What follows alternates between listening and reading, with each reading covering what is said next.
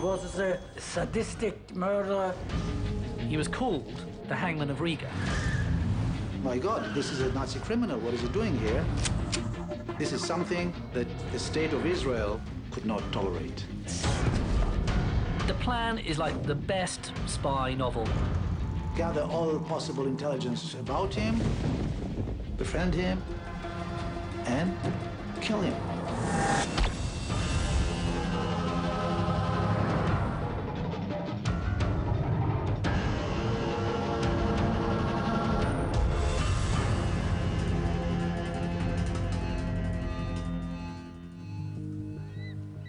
Summer 1964, Brazil. Latvian Nazi Herbert Cukurs is living quietly in Sao Paulo. For the man known as the Hangman of Riga, it is a peaceful life, but all that is about to change. Cukurs was photographed in Brazil by someone from the Jewish population. They have heard of him, and they know who he is.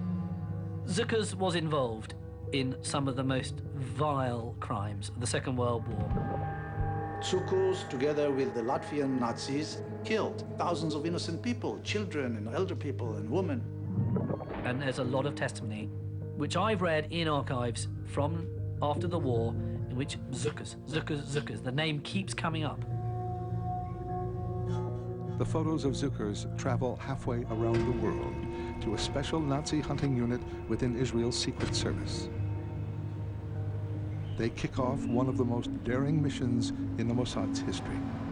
September 1st, 1964, a Mossad agent is called to a meeting in an operational apartment in Paris. His commander tells him, "We have a very special mission for you. We want to send you to South America to find for us a Nazi called Cukurs." He tells him, "Your name from today onward is Anton Künzle." He told me that Cukurs was living in Brazil. Cukurs was an officer in the Latvian Air Force before the war. Mid-1941, Hitler invades Latvia. Then Cukurs joins up with a gang of murderers and cutthroats. They went around following Nazi orders to go and commit atrocities on the Jews. In Riga, capital of Latvia, They saw him personally snatching babies from the arms of the mothers and killing them. They burned the synagogue with 300 people in it and didn't let anybody run out. He told me that Cukurs was responsible for the extermination of 30,000 Latvian Jews. Thinking of my parents, who both died in the Holocaust, I agreed immediately. Anton Künzle was the perfect choice for this kind of operation. First of all, because of his background. Künzle grew up in Germany when the Nazis came to power.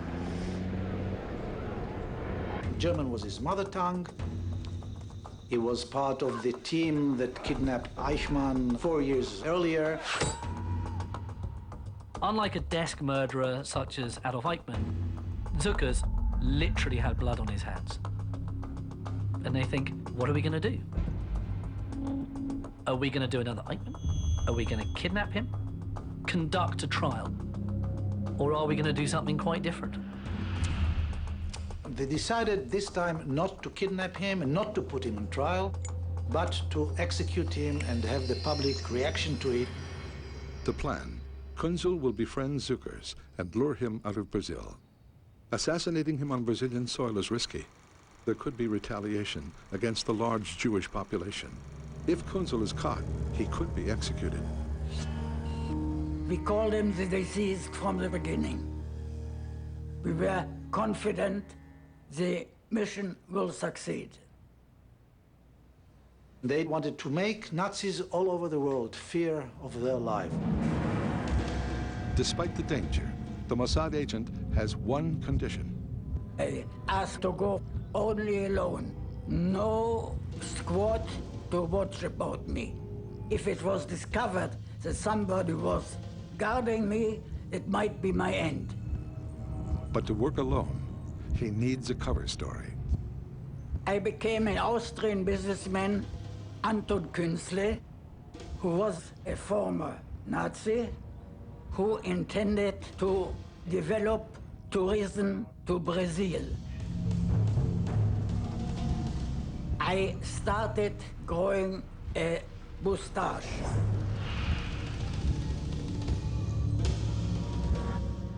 I went to a tailor and ordered a summer black suit. At the oculist, I faked the result of my examination so that I could get prescription glasses. If my glasses would have been fake, Cukurs might have suspicions. Künzle looks like your classic, anonymous, Western European guy. He's sort of balding, he's got a moustache, he's got glasses, he's a little bit tubby. If you walk past him in the street, you wouldn't remember him.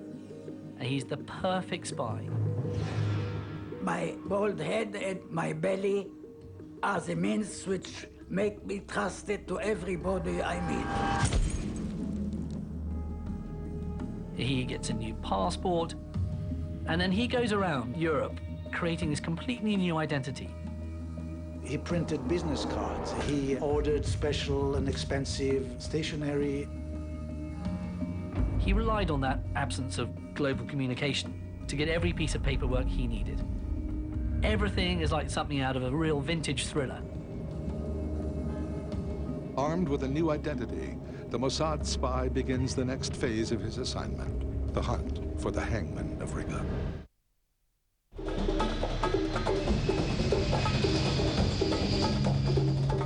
I booked a ticket to Rio de Janeiro.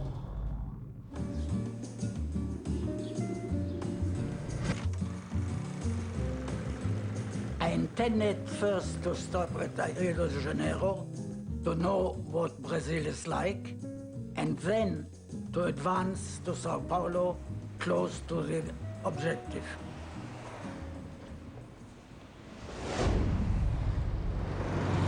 He toured around a couple of days to establish his cover story, tried to build up some contact to the local tourist industry. I told them that they were interested in investments, and they gave me recommendations to Sao Paulo. I got their personal cards, names and their addresses. I left signs in every corner to assure my identity. When Anton Künzle was given the mission of finding Cukurs, he really felt that he's doing a holy mission. His mother was killed in Auschwitz. His father died in concentration camp of Theresienstadt. I feel a certain debt to my parents. But the mission isn't just about revenge. Many European countries are about to formally declare that the time for prosecuting Nazi war crimes is over. Israel will never accept this. Even though 20 years have passed, some people don't forget.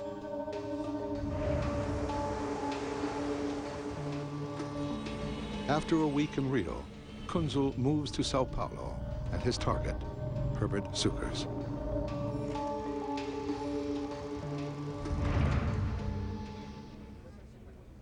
I went to the place where Cukurs was. I saw him. Cukurs at the time was renting boats, and also he was running a plane service. He flew little seaplanes, and he would give people tours of Sao Paulo. Cukurs is living in Brazil for the last 20 years. Like many high-ranking Nazis, after the war, Cukurs escaped to Brazil. The Brazilian government is fanatically anti-communist and turns a blind eye. Künzle knows if he is caught, they will be far less sympathetic to an Israeli spy. Künzle understood that this is something never done before in the Mossad, because he was sent to Brazil without a backup team, And he was working solo by himself in order to approach Cukurs, gain his confidence, and eventually bring his death. He seemed very strong, quite physically fit. I would have to take this into account. I decided to return when I was sure I was ready.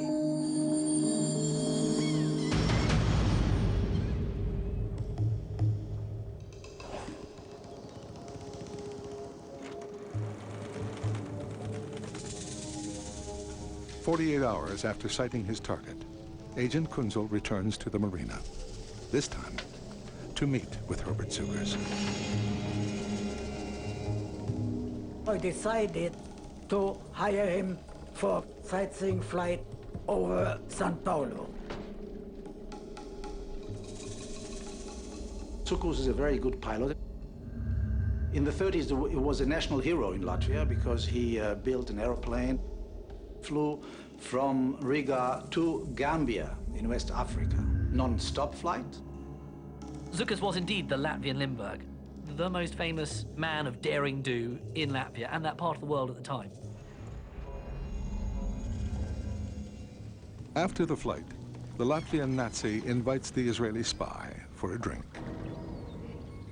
He took us to his captain's cabin. I saw a gunner on his boat. I got tense because for Cukurs there was no problem to murder. Anton Künzle started telling Cukurs that he's a businessman, showing him he has money, he has connections. Cukurs sees Kunzel's obviously a man seemingly of great wealth. Cukurs, on the other hand, has made very, very little money running his flying boat hire pleasure flight business. But he lived extremely modestly and he had financially a very, very tough time. I told him that I had come to invest capital in South America and tourist business. You are connected to it. It would interest me to talk to you. And that's his way of tugging at Cukurs' greed. Cukurs admits quite quickly to Kunzel that he has this incredibly dark past. He said, you know, they say I am a war criminal. His remark that I'm a Nazi criminal could be a way of testing to see who is the guy in front of him. And Künzle showed no, he didn't react, you know. He said, okay, so people say you are a Nazi criminal, I mean, okay. He asked Künzle, what were you doing during the war? I knew he was a captain. In this case, I decided I was a little lower, so I made myself a lieutenant. And he said, and I also was wounded on the Eastern Front. And Cukurs said, really? I opened my shirt where I had an operation in Tel Aviv hospital, and I said I got wounded on the Russian front. He had some sort of mole or something removed. And of course he claimed this was some sort of wound that he had received. And of course all this helped build up the story that he had indeed been a serving officer of the fatherland. And Cukurs started to believe it all. He said, you know, why don't you come to see me during the week in my home? I said, I don't know when I shall come back. Kunzel knows in order to get his man, he doesn't want to, like the suitor at a disco, go in straight away and lay his intentions straight up. So he plays the long game. I wanted to let him boil in his oil. Not so quick. Chi va piano, avol va lontano, va sano. Who goes slow, goes far, and goes safe.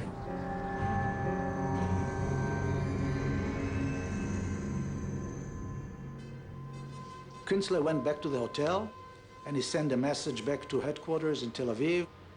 It was in secret ink. The message said, the fish has swallowed the bait.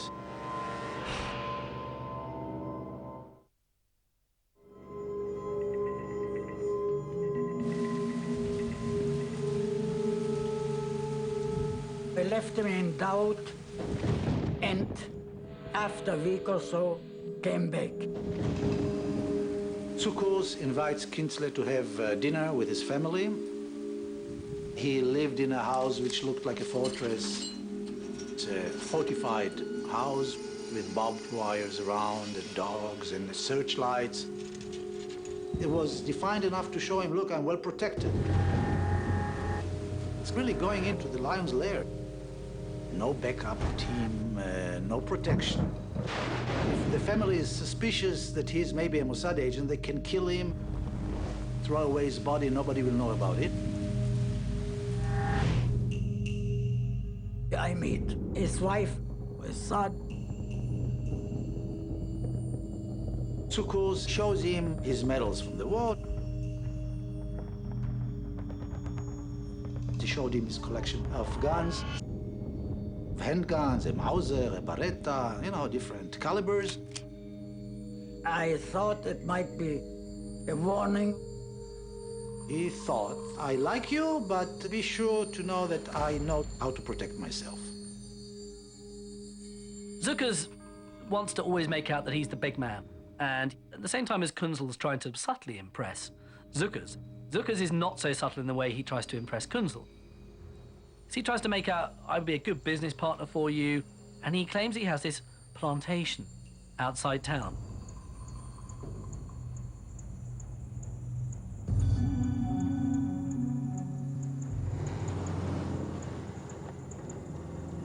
He took me close to the jungle. It's quite a long drive, and obviously, you know, people will need a little rest break. Kunzel suddenly realizes, because he's circumcised, this could be a problem if Cukurs sees this when they urinate on the side of the road. Kunzel was very cunning about it, and he worked out that if Cukurs actually had seen his penis and inquired as to why it lacked a foreskin, he was going to say, well, I caught gonorrhea in a military brothel on the Russian front, and one of the forms of treatment was to be circumcised.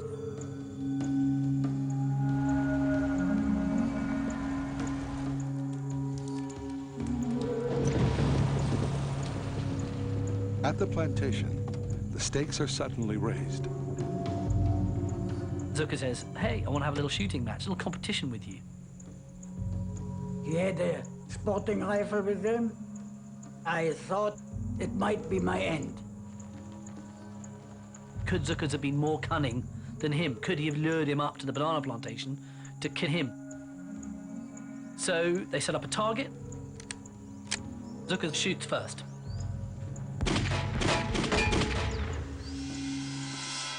And he gets a very nice grouping. And Kunzel goes, well, it's the type of practice Cukurs got from shooting Jews running away from him on the streets of Riga. Kunzel then is given the rifle. And said, do you still know how to shoot? I said, yes. Cukurs didn't know that Anton was a real marksman. I was the first in Israel to volunteer for the British Army.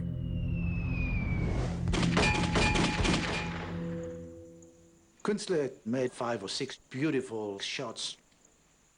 He shoots within a 3-centimeter grouping. It's like that classic moment between two men and one had got the better one than the other. So he said, you're all right. Cukurs admits that Kunzel is the better shot. It's a key moment in the hunt. And it occurs to Kunzel, well, I could just do the job now. I shoot Cukurs, hide his body. Mission accomplished. Nobody will know.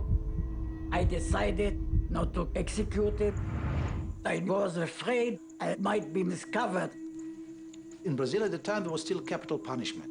Imagine to yourself a Jewish Mossad agent being hanged because he was trying to execute a Nazi. Cukurs suddenly accepts that Kunzel probably is what he says he is. He started to call him Herr Anton in order to say, I understand you are the boss. Psychologically, it strengthened Cukurs' confidence.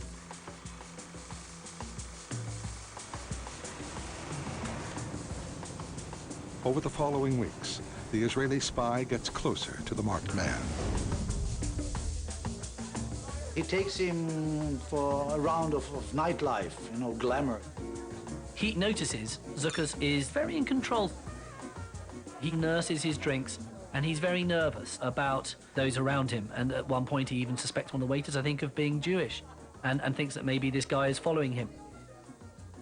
He was very, very wary of anybody trying to approach him because he knew, of course, that Eichmann was kidnapped by the Mossad.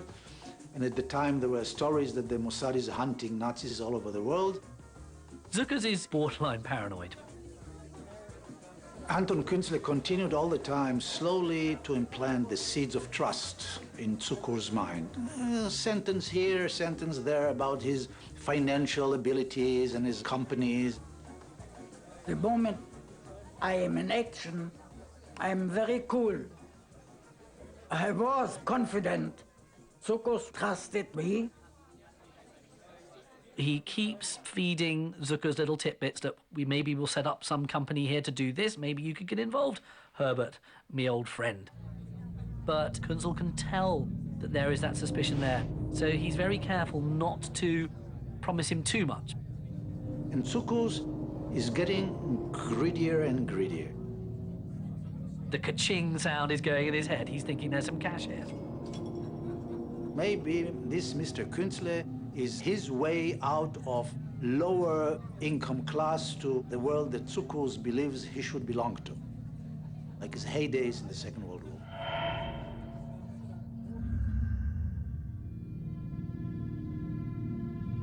On the first day of the occupation, I was 16 years old. And there was a knock at the door, and there was Herbert Cukurs. And they said, "You're a Jew, you get outside, doesn't matter what you were." That's the last time I saw her dad. And that was the beginning of the end. Cukurs came in and threw us out of my apartment. He took all our belongings.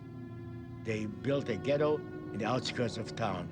Bob wired it, called the Riga ghetto, where they shoved us into the ghetto, and I kissed my mom goodbye for the last time. The next morning, they were gone. The Jews were driven out of the ghetto at Riga by Cukurs and his men through the forest, where tens of thousands of people were murdered. 3 people survived, and luckily we have the testimony of some of those. He wouldn't just shoot adults, he would shoot children in front of their parents. And there are testimonies which has him shooting a baby in front of its mother.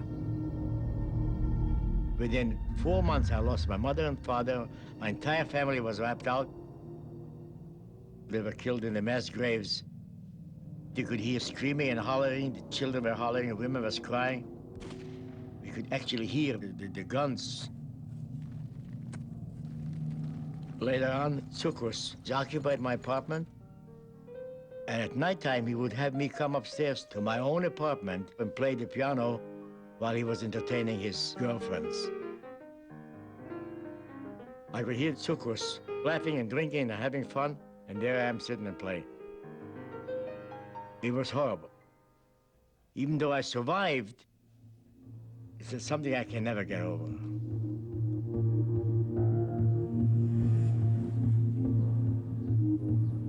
The Israeli spy spends more and more time with the Latvian Nazi.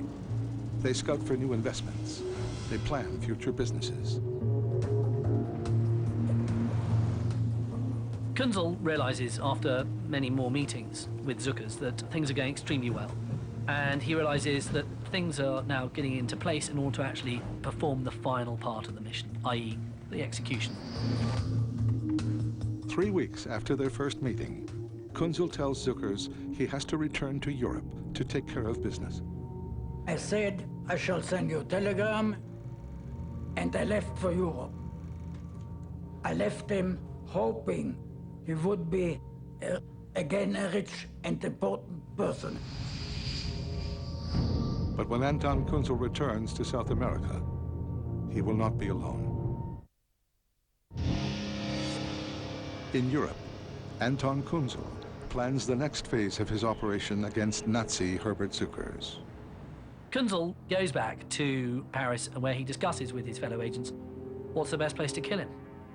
We decided that if we shall execute him, it would not be in Brazil, but in Uruguay. There's a big, big Jewish community in Brazil, And if this is seen as Jews killing a Nazi, then there's going to be a backlash against the Jewish population. Uruguay was more democratic than Brazil at the time. A very small Jewish minority. It wouldn't cause such a repercussion. And also important, no capital punishment. Montevideo, the capital of Uruguay, they decide that's the best place. They decide to lure him into an isolated place.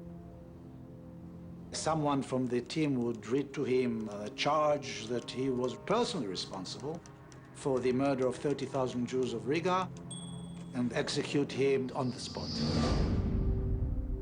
He's a very, very big, solid guy. And you see pictures of him, and he's got forearms the size of, like, a boxer's. He's a fearsome proposition. They were expecting to have some kind of a fight. A hit team is built up. Our 4 Mossad people, they are given course in man-to-man combat. They spend a lot of time practicing their karate moves and how to do their martial arts. The hit squad is primed. The balding spy sends the Hangman of Riga a letter urging him to come to Montevideo. As an incentive, he includes a check for plane tickets and expenses. Cukurs decides, I can say that we have a business opportunity we want to explore there. We're a big business, we can do this. Cukurs is reluctant because he's very worried about leaving the country. He feels threatened, he feels unsafe because he won't have the protection of his friends and family around. He was always suspicious. But for the impoverished Nazi, the money proves irresistible. Cukurs had no passport, so he had to file for a Brazilian passport. And Künstler helps him with background letters and documents saying that he's employing him as his associate. A week later, Cukurs sends a telegram to Künstler, confirming he'll meet him in Montevideo. The trap is set.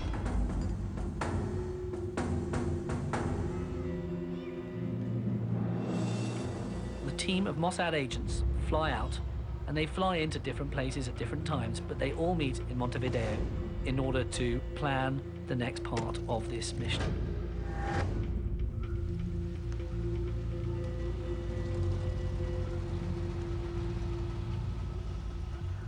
And it was very hard for the agents to find the property they needed in which they could kill him. But eventually they found up this little suburban area, part of Montevideo, what seemed like the perfect property. It was a one-story house. In the neighboring property, there were builders working. Murdering people can tend to make quite a lot of noise, and clearly having a load of builders next door was not going to be helpful. But time was tight, so they thought it'll just have to do. All that's missing is the target.